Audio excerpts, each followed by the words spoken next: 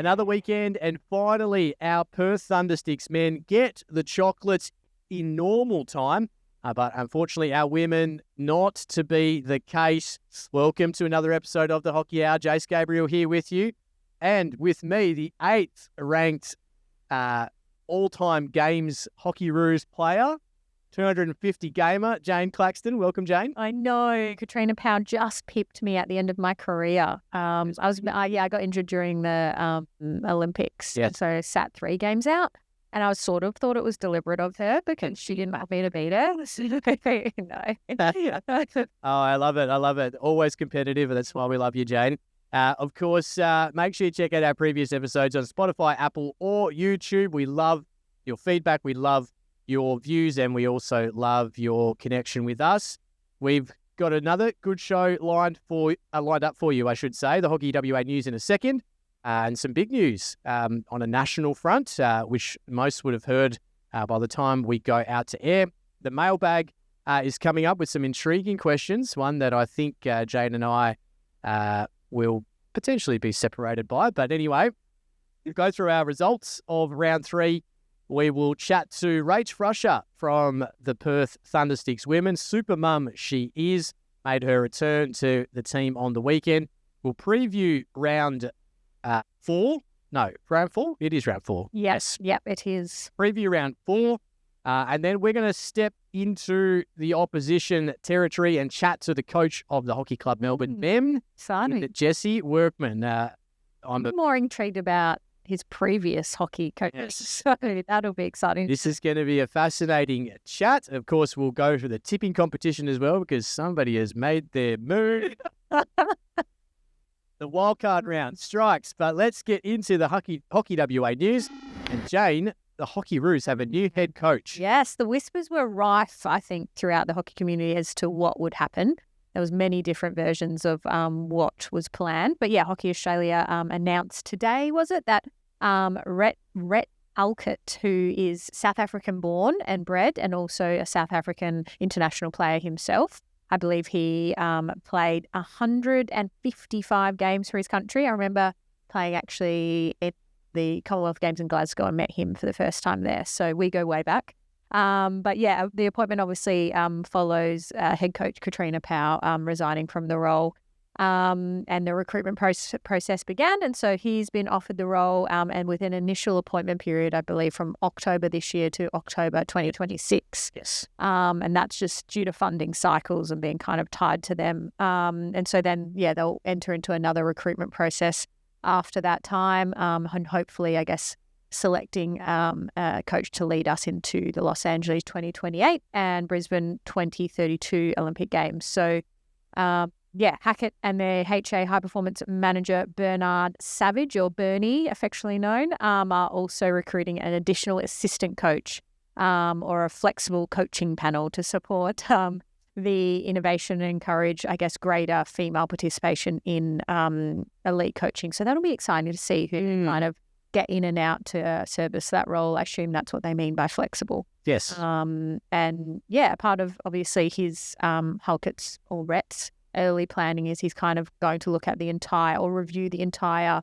40-player across all the levels, development, Hockey Roos, junior kind of squads, and see, yeah, if he needs to shake it up a little bit, what refreshment needs to come, which is quite nice because I think we were chatting today about whether he is probably the first Hockey Roos international coach. And from our living memory, we believe so. I think so. I think for the men as well, I can't think of a non-Australian coach that has coached either one of our national teams. Challenge to those out there. Yeah. No, if you can confirm for us, or if you know that Rhett is the first non-Australian head coach of the Hockey Roos and or Kookaburras, let us know because we believe he is. Yeah. And spent some time here in Perth, playing in Perth. I added to him the other day and he said that. And I was like, I had no idea. But so, and I know he's really keen to obviously live here with his family. He can join all the other South Africans up in Joondalup, drinking their, eating their boerewors and all of that. So yeah, there's plenty of, I guess, South Africans that have migrated to Perth. Yes, absolutely. Congratulations to Rhett. From a WA point of view, There's going to be some legends recognised at Life Member and Award of Merit functions at this weekend's Hockey One game. A huge congratulations to Award of Merit recipients, John Goldie, Janine Hall, Tammy Stanley, Simon Thompson, Terry Walsh, and John Wright. And the Award of Merit is a special award which may be bestowed upon a volunteer whose services to an affiliated club or association and has agreed to have outstanding similar services to Hockey as Life membership. However, emphasis is given to the person's contribution to the sport rather than the length of service. So congratulations to those recipients. Further to that, we've got 3 Life members that will be inducted into Hockey WA. They are Sarah Allenson, of course, umpiring extraordinaire.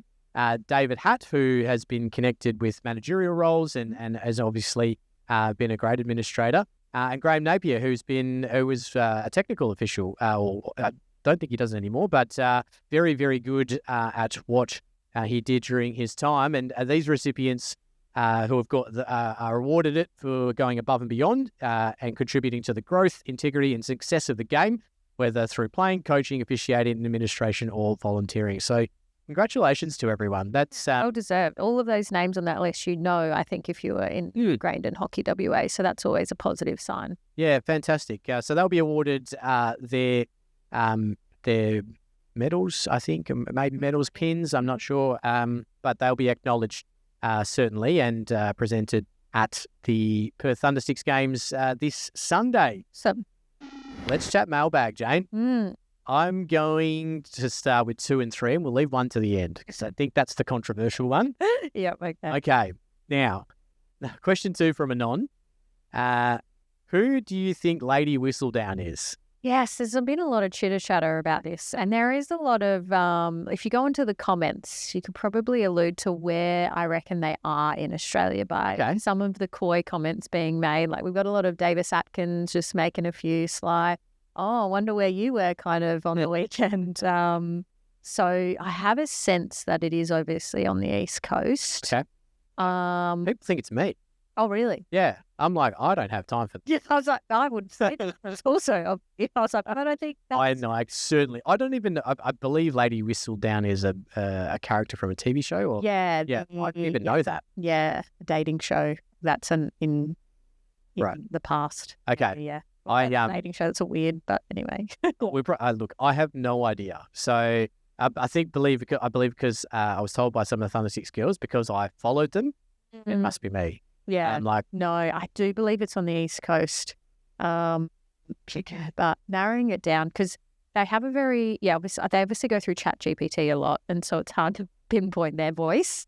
Because sometimes you can go, oh, okay, that person's a bit controversial. It's likely someone like an Orch or thing like that. But they're quite neutral in their opinion. So which I'm not about. Yeah, I know. I like to be real rogue. Yeah. Like if you're going to be hidden behind a facade, rogue. Like just I don't know, talk to someone and just go, oh, I'm going to share that. Yeah. Just really explode everything. Anyway, we're not quite sure. Jane thinks East Coast. I just like what they're doing, so I don't really care. Yeah. I don't think they're a player. I don't think they're they're a player in the league. Okay. I believe former player. I don't think they're, that's my take. I like it. There we go, Anon. Give us your thoughts if you can work out or know who Lady Whistledown is. This one is for you, Jane, also from Anon. How has your experience been representing a team in the Hockey One comp that is in your home state? And how have you found this new environment? Yeah, it's been quite enjoyable. I think I knew I'd enjoy it because, hockey's a really close community. You know a lot of people, but I have really enjoyed getting to know people in a different state because often people only know you from playing against you. And if you've ever played against me, I can understand that your opinion would probably be very jarring because I am very competitive, very self-aware. So, a comment the other day was, wow, you're funnier than I thought you were. So, that aspect has been really, I guess, great, especially later on in your career when that's more of a focus, the social aspect to it, than when you're more focused on your performance and selection. Of course, playing with like 4 of my really good friends is really, I've loved doing that again. And we've never obviously played for the same state as well. They're all Queenslanders, I'm not. And then, of course, playing with my brother's wife in Taylor Claxton is super special. So all of that combined has made it a really different experience for me. And the fact that I'm not really focused on my individual performance, more how the team's going and trying to win and, you know, do the best for the state. So I've really loved that element of it. And the Tassie girls are just so, so lovely. It's almost sickening how lovely they are and welcoming, and they want to do everything for you. And so I've really enjoyed that. Not that that didn't happen in South Australia, but I haven't lived in South Australia for the last 12 years. And my parents don't live there anymore. And so I kind of figured what I'm doing currently in Tassie is like being billeted out to a family. That would, the exact same scenario would have to happen in South Australia. And so apart from like getting to see my childhood school friends back in Adelaide, if I did play there, that would be the only kind of positives. Whereas playing in Tassie, I get a whole new experience. So Do you guys play Adelaide and Adelaide? No, they play us this weekend in Tassie. Yeah, it's one game I really passionately want to win. Yeah, well, and it interests me that none of the commentary team have tried to decipher whether Taylor is your sister or your sister-in-law. Yeah, so I haven't heard it. Players come up to me and be like, wow, it's so cool you play with your sister. I'm like, okay. So like throughout my whole international career, there was no sister mentioned. And the fact that all of my family members are so ingrained in hockey, and then this mystical sister came on. It's the blonde thing. Yeah, I think it is. 100%. And it's slightly creepy that my brother like is married to someone that looks identical to me, but you're going to leave that and not prod that any further. All right, last question, and it's from our very good friend Rowan.Ramesh21. A controversial moment from Sunday was the decision on disallowing Claire Colwell's penalty corner goal against Canberra the correct decision? Yeah, I watched the replay over and over again, with and without Orchard's commentary. It's interesting because, yeah, I guess I believe from how I would apply the rules that the first runner, I think I would say, is really probably 1 meter inside the 5 when they get hit. And it's by their reaction, it seems like they've been hit above the knee, some fleshy area. The footages are all grainy. But I don't think you would react like that if you hadn't been hit. Yep.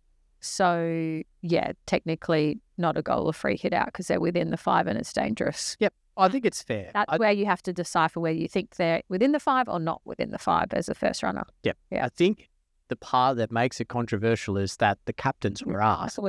And so outrageous. I think you probably saw Angie Lambert after it was disallowed going, well, you're just going to ask the captains, like, yeah, what's the point? What's me in our game against Hockey Club Melbourne if I thought the 2 goals were a goal? But no. Not that I was the captain. You've got to be careful now, right? Because now this sets a bit of a precedent. Now captains can go now it's just like this conversation about goals. So, yeah, interesting choice by the umpires. I don't necessarily disagree wholeheartedly with it. I like that they're willing to have a conversation because I really dislike when umpires put the hand up to you and are really disrespectful and don't. As long as, but yeah, I think ultimately the right decision was made in the end of the day when you look at the footage. So, yeah. I think this is probably a bit of a knee-jerk reaction to something that probably doesn't happen a hell of a lot. But I think we utilise the third umpire to do the shootout stuff, and they're watching the time, blowing the whistle or whatever it is. You get 40 seconds, so I can't see why maybe the third umpire can't go maybe stand outside field on the 25 to maybe have a look to see if the person's close enough. Maybe sit. They probably can't sit higher, I guess, because they've got to run down for bits and pieces. But like, just add some sort of value, really. Like, they're there. Like, why not? Yeah, exactly. We're not allowed goalie subs as demonstrated the other weekend, but yet we have an umpire sub that's doing nothing. And like, hockey one's a perfect time to like innovate the game. Correct. Like, yeah, there's a lot of funding and time and effort that goes into it, but it would be great for the umpires to trial stuff like that and go, okay, was this a positive or negative? Yeah. I agree. And they don't have to input themselves into the game only when they're asked. And they have radios as well. So you wouldn't give them a whistle. They would just be there to guide the other umpires. Yeah. So you would just look at them, or they'd talk on the walkie-talkie and go, "Oh, yeah, look, I think this happened." Yeah. Bang, done. Yeah. People will probably appreciate that as a player because there's an extra set of eyes. Yeah. Look, a large majority probably won't because they'll be like, "No, you're wrong and you're wrong and you're wrong." So yeah. But also and what I'm finding more and more often with umpiring is their positioning isn't correct, and it's such a thing driven by fear of being caught behind the play, so they cheat a little bit and go stand beyond the halfway when the ball's in the other circle and not useful to the other umpire. Yep. And if you're talking to them as a team, then you're clearly letting each other down if you're willing to stand all the way over the halfway line whilst the ball's in the circle. Yep. And there's no point in the other umpire even asking you for your opinion. And so having that third person potentially on the 25, just, following the play, just watching. Yep. Like most coaches, when they're on the bench, see a lot of what happens. Yes. And can see the correct calls, and they're from the coaching position. So if you just emulate with that with a person that actually has the authority, go, hey, Yep. Just asked if they're needed. It just gives a little bit more peace of mind to the umpire on the field, especially if it's like a quick breakaway and the other guy's like, on the baseline sort of thing. And you can have someone who's already at halfway just being able to watch and then asked if needed. So yeah. 3-umpire system is... Oh, it's growing. It's growing. It is certainly growing. Maybe we have to start baby steps and have the third just watching and giving advice when needed. So, thank you for your questions. We appreciate them as always. Make sure you look out for them on Hockey WA's Instagram story. We only have a few shows left for the year, so get in all your questions. You can send them direct to Hockey WA, to Jane, or to myself. We're very happy to have them. But that's the mailbag for this week. All right, let's have a quick look back at round 3 in the Hockey One. We started Friday night. The ladies up first. Pride round in Newcastle. Of course, all the home teams wearing the rainbow socks. The backboards were rainbow coloured. It looked pretty cool, didn't it? I was... Yeah, it was very cool. And I love that we incorporate that. And a few people wearing like glittery makeup, playing. So, yeah. Lovely to see it. 3-0 the score to the New South Wales Pride over Hockey Club Melbourne. It was Jenna Ray McIntyre scoring in the first quarter. They got a second through Grace Stewart and a nice little penalty corner. Hockey Club Melbourne worked their way back into the game, but just couldn't score. I mean, if we look at this as a whole, maybe we talk about it at the end of if we look at it as a whole, it's the problem with women's hockey in Australia at the moment. So it was Abby Wilson who essentially sealed the deal in the fourth with a penalty corner. 3-0 the result. Sets up Hockey Club Melbourne with an interesting game against Perth Thundersticks this weekend. Anyone stand out for you? Well, again, it's annoying how Abby just scores goals so easily and the rest of us just cry all our careers to just get one. No. I liked how Grace Stewart pressed Hockey Club Melbourne, and I think we mentioned previously Hockey Club Melbourne's probably defensive unit have some work to do, and I think having someone like Grace and Abby working together to press you is really difficult. Yeah. But yeah, the likes of Grace, Mariah, and the two Graces actually are like really deadly through that spine of the field. Yeah, 100%. I thought Maddie Smith was very good too. She certainly made a lot of intercepts when required. We go to Saturday, and it was our Perth Thundersticks women who looked the goods at halftime. 2-1. Courtney Chanel and Lex Pickering on the scoreboard. WA girl Georgina Dowd quickly levelled up at 1-1. So 2-1 at halftime. The girls were looking very good, and then it just sort of fell away. They still had the same amount of opportunities, but Adelaide took advantage. An absolute whack from Lucy Sharman from a outside the 5 penalty corner, which she, I didn't really understand the WA's defence though. They stood 3 meters from the circle edge, and wouldn't you want to go right to the circle edge? And then you can still stay in it. Might have been Carrie. That was, it was an odd call. Sure. Yeah, very odd. But she hit it from literally on or just inside the circle, which is the perfect thing. Yeah. It was seconds. Yes. Yep. They were in Canberra versus round 1. I think. Yeah. And who they play? New South Wales. New South Wales, yeah. Yep. Did So same.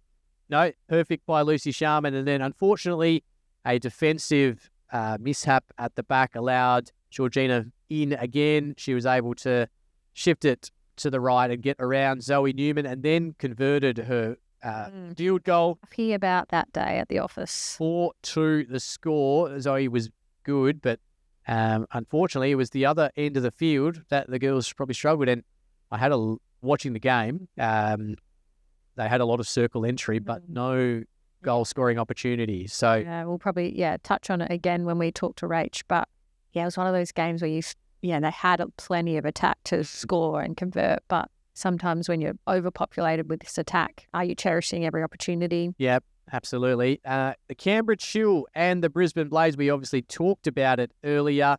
Controversial moment late in the game, but it was Amy Lawton's tomahawk, which was from a broken down penalty corner, that sealed the deal. I thought Canberra were good, but probably defended a fair bit. But Brisbane were kind of okay. They didn't look like, apart from Claire obviously on that corner, there wasn't too many times where I was convinced they were going to score or had that kind of quality of play to.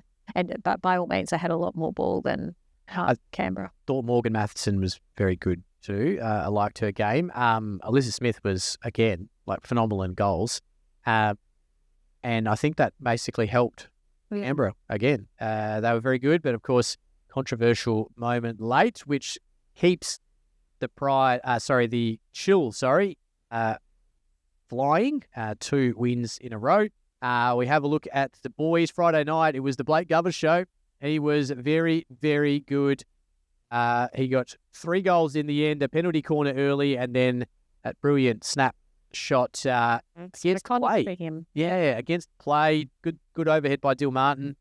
And then what we thought at the time was a controversial shootout, looking at it in full speed, not knowing who Blake was waving off. But he was actually waving off the umpire and the Hockey Club Melbourne guys, because he was telling them that it hit the blade and not the back. So watching the replay, I think I picked that up, and a few messages sent to me, which was appreciated by a few people. Yep, and you could clearly see that he had the angle and kind of chopped down. Cooper Burns also whacked one in the third quarter, but again, Hockey Club Melbourne, a lot of circle entry. No, I wouldn't have predicted them losing to New South Wales Pride just in previous weeks, but I feel Ephraim's is such a key. I think he links the back group and the midfield striker group the best. Yeah, I feel he does. But Zinner was very good, and Ash Thomas very good. I thought he was very good. And then the Thundersticks men finally got themselves a victory, 4-1 in the end. What about the debut of Ian Grobbelaar? Well, he's been practicing his goal scoring over in Sultan Johor, so glad he got back. 30 seconds in, and he's flicked one past the runner and past Leon Hayward to open the scoring. Lukey Anderson got a really nice one from the left side, I suppose, sort of baseline-ish. Brodie Foster finished off some good work from James Collins. And Landon Morley got one late, but it was not enough. They look good, but still some areas to improve. Yeah, I don't know if they would have wanted to definitely win this match, but it's not a reflection of whether they're improving or not, I don't think yet. Yeah, some concerning moments. I think there was definitely one in the second quarter where I can't remember the Adelaide player, I think it was Seb Foster, had an open shot at goal and missed the whole lot. That could have completely flipped it. So they rode their luck and got it done. James Collins in the midfield, key, I think. He's done well, hasn't he? He's really stepped up and taking those risks. I think notoriously he's probably tried to play a lot safer when I've seen him at that next level, and now I love seeing him kind of dominating. And to dominate in midfield, you have to take a lot of risks. Yep. 100%. You can't just pass backwards all the time, and so it's lovely that he's kind of stepping into that space. They should get Cam Geddes back this weekend too, so that's going to be a really, really good in, especially for the midfield. I think he has to play in the midfield. Yeah. I think is the key. And then Sunday saw the Brisbane Blaze, a very young Brisbane Blaze, get it done over the Canberra Chill. They also scored in the first minute through Scotty Boyd. He got a couple of others later on. Adam Ema, I'm hoping I pronounced that correctly. He got a goal and a conversion. Joel Rintala with a couple of penalty corners, one where he absolutely bashed it, all for the hit. He was training with us on last week on a Thursday, maybe, and I was just like, I don't want to go to second post and you're shooting. It's so powerful. It was, he was very good. Ben Staines, Aidan Dooley and Jake Staines all got goals late. But for me, it was the early work of Mitch Nicholson in goal for Brisbane that kept them, Canberra at bay. And it seemed like once Jay McDonald went off with the whack he got to the face, true. They probably lost a little bit of drive for me. But once you lose one person in your lineup, obviously you've only got 16. Yeah, like when we lost our first game, I wanted to die. You don't get a sub at test. Yeah. So it's hard when anyone gets injured. No, the Blaze were very, very good. Currently, the Thundersticks men still sit. I think they've moved up a little bit on the ladder. No, they haven't. They still sit in 6th. The women are the concern at the moment because they haven't had a win at all. The reigning premiers, well, they do have some points, I guess. They sit in 5th. I don't know why everyone's complaining when you've still got points. Well, you've had a nice break. Maybe that's what you needed. 2 weeks off. Take a press. Yeah. But a fantastic weekend of Hockey One. Of course, we've got another good one coming up. We'll preview that after we chat with Rach Frusher. Hockey WA is thrilled to have the continued support of Styles Electrical Services as the naming rights sponsor of the 2025 Premier League men's and women's competitions. With over 25 years of experience in sports lighting, Styles Electrical Services is committed to supporting hockey's growth in WA by assisting clubs with floodlighting upgrades and strengthening pathways for athlete development. Their ongoing support will help enhance one of the world's strongest domestic hockey competitions, and we cannot thank them enough for their support. Visit styleselectrical.com.au to find out more about Styles Electrical and how they can help your club. Let's chat to one of our Perth Thundersticks, Jane, and we've got a very special one because this lady returned for the first time in 699 days. Her last game was the 3rd versus 4th playoff in 2023 against New South Wales Pride. We are talking of Rach Frusher. Welcome back to the Hockey Hour, Rach. How are you? Yeah, very well, thanks. How are you guys? We're going well. We're going well. Curious question we always ask. What's your coffee order? I have an almond cappuccino. Oh, due to dietary requirements or preferred the taste of almond milk? Well, the little fella, my son, is still breastfeeding, and he doesn't take dairy. So, wow, gosh, there you go. I didn't know that was a thing. I would assume the almond would go quite nicely with the chocolate. True. Well, yeah, still a good order. Yeah, I'm about it. Well played. Obviously, much required. Well, let's talk about Saturday evening because I guess the second half, great first half, got on top, and then the second half, I guess, really dominated and it just couldn't put the ball in the back of the net and got unlucky, I guess, on one late in the game, and they kind of ran away with it. Tell us, what were some of the conversations you guys had after the game? I think we were a little bit disappointed, as you said, from the second half. We thought we played a really good first half and a very good team game. And I think second half we Adelaide sort of got through our press a little bit more and they really took advantage of their opportunities, whereas we just weren't able to consolidate any of ours. Yeah, definitely. It felt like that watching it. It was one of those games where you had too many opportunities almost. And it reminded me a lot of, I think it was the Wolves versus Hale game where Hale were, really peppering, and then Wolves just had to go and break the press and go down and score, which is frustrating to play because you're the team and the vibe's going really well, but it's not necessarily reflected on the scoreboard. And talking about that, I guess what was the feelings and vibes amongst the group at the moment, but also kind of leading into the next few matches? I think we know that we can do it. We can we have so many opportunities. It's just putting that ball in the net. So I think once we can break through with a couple of goals, I feel like we could just keep going from there. Yeah, I think it's one of those things that once the damn ball breaks, it'll flood, and it's just waiting for it to click, I guess. And it's not like it's lack of effort. It's just got to click, right? And it'll be one moment, and I think you were part the way there, on Saturday afternoon or evening, as it was, but still obviously a bit more to link in with. From a personal point of view, you obviously had your little boy Lenny in April and got back to playing for Vic Park in June, or by the end of June. You then got a broken hand playing for Vic Park. So this is really your first proper hit out, I would imagine, in a game. How did you feel out there, albeit at the next level? Yeah, not gonna lie, I did have a few nerves going into the game. I think after having a baby, especially, your body's not doesn't really bounce back, or you don't feel quite as natural as you did before. But had so much support from everyone out on the field, and also the family coming over as well. So I think that just makes it a bit easier to go out there and play, and just felt no pressure out there, just to enjoy it. So that definitely makes things a lot more easier. Yeah, and I think it's great having people like yourselves returning from pregnancy and showing that you can get back to that type of level of hockey, and there's no set time frame on when you're going to do it. You can kind of do it when it feels appropriate. So I know there's a lot of women out there that'll probably watch that and be inspired to keep going and playing hockey, rather than feeling like, okay, I have to draw a line in the sand, and that type of level of hockey is done for me. So yeah, I think it's really special seeing you do this, but also I know there's a lot of women in Hockey One in general getting back into it, which is nice to see.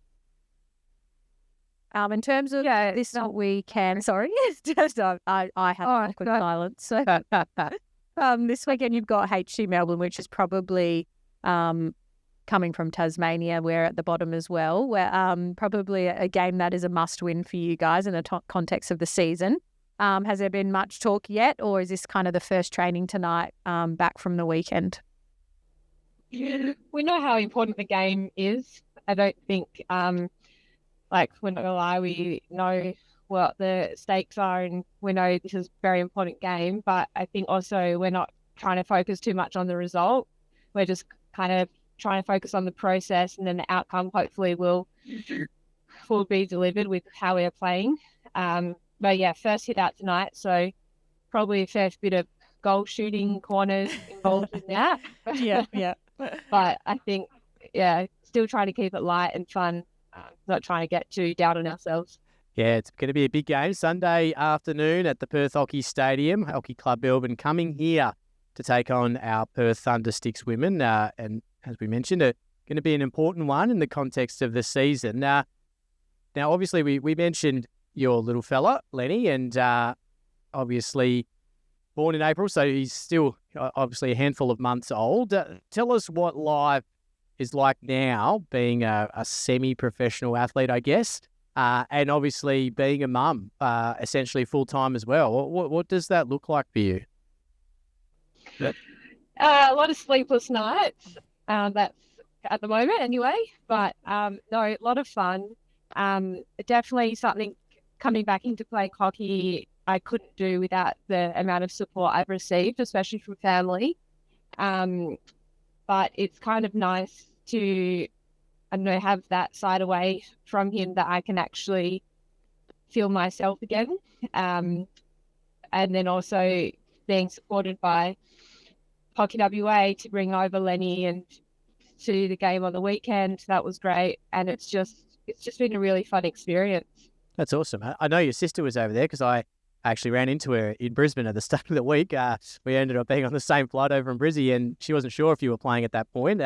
But it must have been even better having her over there in Adelaide. And obviously, you could obviously leave her with Lenny, I guess. Leave Lenny with her, I should say.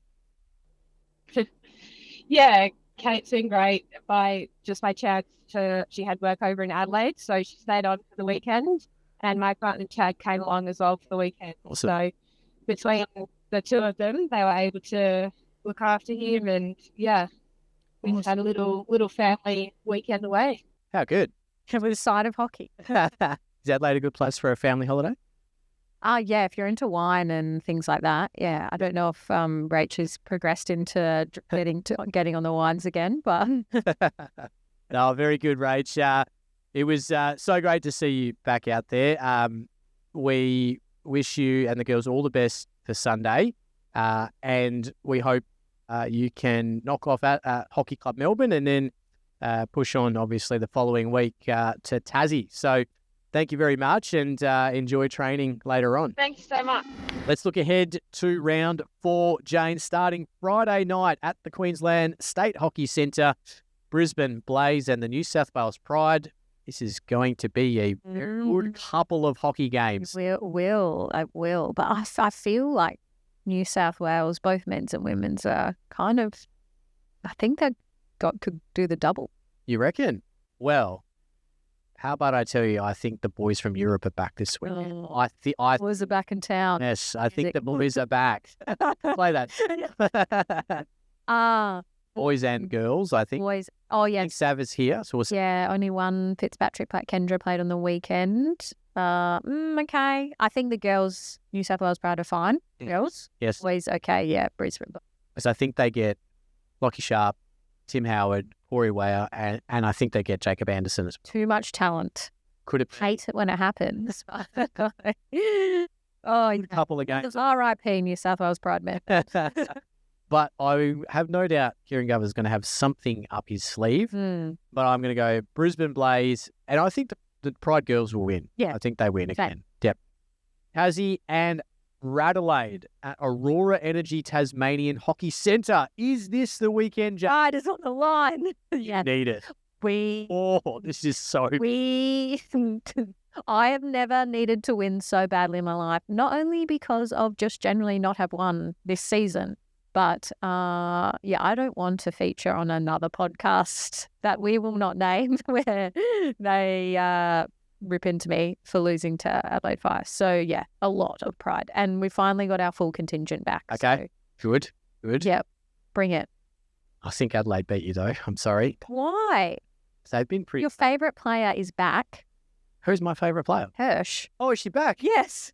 That's why I said full contingent. Oh, okay. I didn't know she was back. Yeah. I didn't know she was my favourite player, but I thought that was you. Yeah. You're right. When Yeah. I'm not Blonde player from Tasmania, favourite player. Yeah. Equals about 10 of you. No, I'm happy to be the underdog, but Okay. yeah, I think Well, backing us in.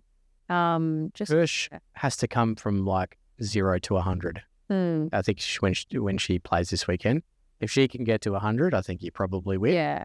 But you have to find an ability to get through that defence. Yes. So I do think we have them in the midfield. Yes. Oh, yeah. Like I'm matching up against Hattie. Geordie's matching up against Greta. Greta. Yep. Britt is a striker, so Yep. Renee can take her. So, yes. Bump, I'll play free. Brooksy, obviously in the midfield as well. So, we've got a few good matchups, I think. It will be a good battle. Okay, men's game. I think Tassie should win this comfortably. Unfortunately, I can't see the Adelaide Fire winning games. I'm going to guess that if the Brizzy boys are back, Jez Haywood will be back, although that's going to help defensively. And if they get some PCs, but I just don't think he's enough. No, yeah. And then Sunday from 2:30 p.m. Perth time at the Perth Hockey Stadium, Perth Thundersticks, Hockey Club Melbourne. Big games. The men, well, Hockey Club Melbourne will have a snarl from going down to New South Wales Pride. So Yeah, I fear for the Thundersticks boys. I do, and they've got a lot of people in there. Not Melbourne. Look, if they can keep it to 5 or 6, I think that's a good showing difference. You definitely don't want a third. I tried. Look, I think the talent level is completely different. Yeah, Fortunately, so just disrupt. yes, I think that'd be a good key. Defend with your life. HC Melbourne like the fluid, pretty hockey. Just Maybe just go bit of body, bit of whack. yeah. Just get in the face. Yep. Sometimes that's all that's needed. Yeah. Well, it's going to be a fascinating one. Hopefully, Cam Geddes is back. Now, the women's game. Oh, this is similar to Tassie versus Fire. I Yeah. think if the Perth Thundersticks girls can't win this game. If they lose in normal time, you probably almost have to rub out finals, right? Because they still have a bye to come. Well, yeah, if we don't win, we can't make finals pretty much. So we have to win every game from now on. So the same would apply. Yeah. Okay. So I'm going to back them in to win. I think they can win, but they're going to scrape over. Could go to a shootout. Not on their side at the moment. Yeah. Well, let's have a look at the tipping competition. Hockey Hour's one active tipping comp. Of course, you're going to need to get your tips in by 3:30 on Friday, Perth time, because the first game is at 6:30. Actually, it might be, if it's in Queensland, it's going to be different, actually, because they're only 2 hours ahead of Perth. It's going to be 4:30 Perth time, because I'm going to assume they are going to be starting at 6:30. Let's just have a quick Friday. Let's have a quick look. 3:30 is your absolute safe zone. And apologies to those who get the email, because I'm not sure that actually helps you very much at all. But the women's game is 6:30 local time, so that'll be 4:30 Perth time. So you'll have to get your tips in by 4:30. Let's call it in between, get them in by 4, and then you're sorted. Or if you want to do them like me, just do them early and forget about them. Now, the leaderboard. TC Hogan takes the outright lead on 17, and then a wild card weekend from myself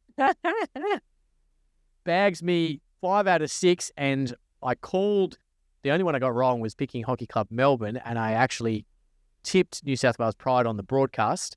So because it was too late, I couldn't change it. So I could have got full 12, but I got 5. But you did 5 out of 6, which... Do we know who TC Hogan is? We don't at the moment, but 3. they're going well. They're going very well. I think they might have used both of their wild card rounds potentially. Oh, do you get 2 wild? Yep, 2 wildcard rounds. Yep, allow for 2. Absolutely. Yes, they have. So they've used their 2 wildcard rounds. So I've just used mine. So I sit on 15, and then M. Roberts and Curtis Scaney and Ben Fells on 14, and then Cassie F93 and Sienna Norgett on 13. A few more rounds to go. Let's see if we can get an outright win or someone can break away. All right, Jane, it's time to step into enemy territory for this weekend for the Perth Thundersticks. The men's game, of course, is against Hockey Club Melbourne, and we're delighted to have their coach with us, Jesse Workman. Jesse, welcome to the Hockey Hour. How are you going? Yeah, they're going well, thank you. We just finished training, so I'm on my way home. Oh, perfect, mate. One of the things we like to do on the show is ask our guests what their coffee order is. What's your coffee order? Small latte with an extra shot and half a sugar. Oh, no one's added sugar before. No, we haven't had many sugar people. No. Well played. My Dutch assistant coach keeps telling me off, but... You're ruining the coffee.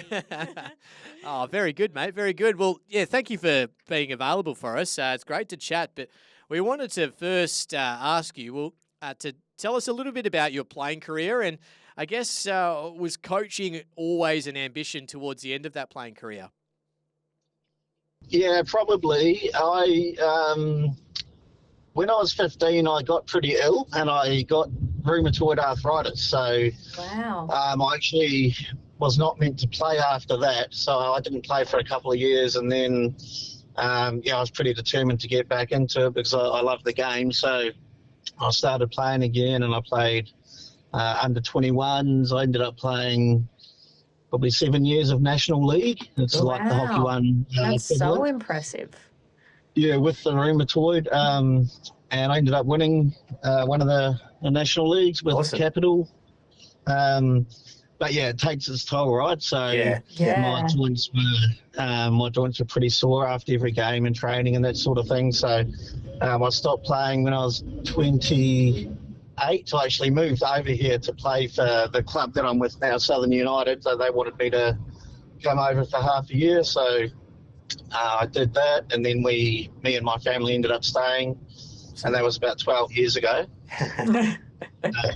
So I played for them for a couple of years, and then I got a job at Hockey Victoria in the coaching and development space. I've done a fair bit of coaching in New Zealand, so I worked for Hockey New Zealand in a development role, but the area I was based in was pretty small, so it was development and high performance. So I coached the under-18s and helped with under-21s at a fairly early age. And then after moving here, when I got the job with Hockey Vic, I was in coaching and coach education and that sort of thing. Fantastic. Yeah, nice. Well, obviously, Victoria have an arrangement with New Zealand where your coaches come over to Melbourne and play, and then their coaches go over to New Zealand and coach. But how would you describe your coaching philosophy or how you approach coaching a group? Yeah, I'm pretty big on guided discovery and player empowerment. So what that means is I'll provide a framework, but I want people to use their superpower, we call it, within that framework. So I'm hoping you'd see that with Hockey Club Melbourne. I've been involved and been the with ball coach for a while and this year head coach.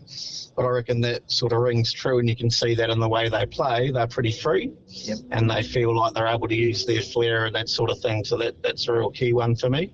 Yeah, I love that. That's really cool. You can certainly see that with the boys play, and I guess with the talent you have, certainly aids that as well, because you have an abundance of talent within that group. You spent some time in Pakistan with the Pakistan national team. Tell us about that experience. I did. I started coaching in Victoria, and I did a few of the younger state teams. Then I started coaching the Premier League team. So, and in my second year of that, I thought we needed an experienced head. So I rang Wasim Ahmed, who was playing for another club, and I got him over to our club. So he was getting towards the end of his playing career, but he was really, really valuable. He's still one of the best players I've coached, I think. But through that, because he was tied up with Pakistan Hockey, he was an assistant coach. After 2 or 3 years of coaching him at club level, he put my name forward to Pakistan Hockey. And in 2019, I became the assistant coach with him. So, I spent a bit of time in Lahore.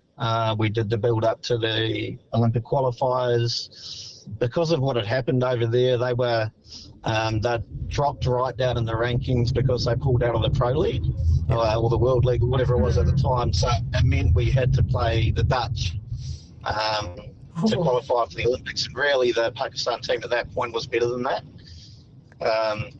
They should have had an easier matchup, but it just happened to be that we played the Dutch. So I lived in Lahore for a little while, and then went to the qualifiers, and we played Germany and a couple other teams in the lead up. In the first game, we drew with the Dutch. We're actually 4-3 up at the final whistle, but Mink van der Weerden, he scored the fourth goal to equalise, and then the next day they tailed us up a little bit. I think it was 4 or 5-1. But it was a great experience, and very different. Lahore's very different to what I'm used to in small town New Zealand, and then even Melbourne. Can only imagine. Yeah, absolutely. It sounds awesome.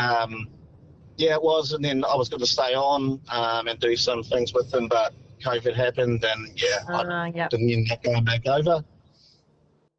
Wow, I've got so many follow-up questions because Pakistan hockey is such an enigma to me. But we'll move on to Hockey One, and obviously coaching the Men's Hockey Club Melbourne team. Playing Friday night against New South Wales, was it a bit of a frustrating loss considering you guys had so many scoring opportunities, I think? What was kind of the vibe heading out of the game? Yeah, it was for that reason, but also we probably didn't play that well, so the performance wasn't where it needed to be. I thought they played really well. They probably worked a little bit harder than us. They did a lot of things really well. They stopped us from doing what we wanted to do. But in saying that, like you said, I think we had 38 penetrations to their 22. The goal scoring opportunities were nearly double in our favour. So we had enough to win the game, but they were really clinical, and their deep defence and that sort of thing was really good. And Ash Thomas played well in goal. Yeah, he certainly did. It makes it difficult when you're doing all the right things, and it's the keeper that's keeping you out. Nonetheless, you push on to this weekend, Sunday against the Perth Thundersticks men. They've obviously had their first win and gained some confidence within their young group. Firstly, we want to know if Nath Efrins will be back for this weekend. Well, the team doesn't come out until tomorrow, but we're hoping he will be, yeah. Okay, fantastic. That's good. Then secondly, do you see this as a bit of a danger game, given most will probably expect you to win the game comfortably? Yeah, for sure. Like we won't be taking them lightly. I know they probably didn't play to their potential in the first couple of rounds. My understanding is Cam Giddies will be back, and he's been red hot this year, I think, playing for the Kookaburras in the midfield, and he'll add a lot of drive through the midfield for them, and a corner threat or another one. So, yeah, we know it's going to be a tough game. Yeah, it's certainly going to be a good one to watch to finish off the round here in Perth. When do you fly over? I'm assuming maybe Saturday morning, potentially? Yep, Saturday morning, have a light training around 2 o'clock, I think we are, and then, yeah. Awesome. Well, I will be down pitch side with you on Sunday. Looking forward to obviously chatting to you in person, but we really appreciate you giving up some of your time, especially with the time difference in Melbourne, and appreciate you giving us a little insight into your coaching and playing history. Yeah, not a problem. Love what you do. I think any promotion for the sport is brilliant. So, yeah, well done. Thank you very much, Jesse. Good luck on the weekend, and we'll catch up with you then. And now, before we get to the outro, we have an apology. We missed the remainder Really blasphemy, yeah. of the Masters competitions. Jane, please go ahead. Yes, so women's side, they played in Tassie before round 1 of Hockey 1. So from the WA perspective, we had a gold medal for the WA women's 40 and over and the WA women's 50 and over. So congratulations to those two teams. Silver medals to WA women's 70 plus and bronze medals to WA women's 55 plus, 60 plus and 65 plus. So gosh, WA talent. Medal. The age groups, yeah. We may have how to win. We may have actually done this. We may have actually done the ladies. We do the ladies, but I thought it would be great that we mentioned them because in a family dinner on my birthday, I was reprimanded by a certain person in my family that participated in them. Sir Bob. 80 plus because in the men's side, which was in Newcastle, which only ended a few weeks ago, the WA men's 55 plus, WA men's 65 plus, and the illustrious WA men's 80 plus all won gold medals. Silver medals going to WA 75 plus, and then bronze medals going to WA country men's 40 plus, WA men's 45 plus, WA men's 55 plus, WA men's 55 plus B team. Yes. WA men's 60 plus. Well done. Reigning medals. And congratulate. I think that's nearly every age group. And you're also winning like the B comp as well. So very impressive and extra special for obviously Bob Claxton winning his 80 plus, which I hope we all are out there when we're over 80 playing. What's our hockey going to look like when we're 80? Because there were obviously a lot of they've come up with like pass run, but we're like 3D skills. Are we going to see 80-year-olds like 3D through? Yeah. Surely. I don't know. With our knees and bodies at our age, Jace. Yes. Well, they would have to invent wheelchair hockey for us. Well, walking hockey is good. We're good with that, aren't we? Yeah, true. Yeah. Well, congratulations. How did Bob explain to you his performance through the tournament? Blow by blow every game in our WhatsApp chat. Also on his Strava. So, yes, the Strava fan, please go follow him. Detailed performance reviews, and obviously you get to see how much they run, which is actually quite impressive. About 5K a game. So very nice. Well done, Bob. And very well done to all our Masters athletes. That's all for this episode of the Hockey Hour. Make sure you get out to the Perth Hockey Stadium on Sunday to see the Perth Thundersticks play against Hockey Club Melbourne. It's sure to be a couple of fantastic games of hockey. We obviously love your questions. So send them through whenever the Hockey WA Instagram goes up, or you can send them through to Jane or I. Check out any of the previous episodes on Spotify, Apple Podcasts, or if you like the video, I mean, I think you can watch the video on those two as well, but if you would prefer the video and watch it on your big screen at home, put us up on YouTube as well. Thank you very much for joining us, and we'll catch you next week on the Hockey Hour.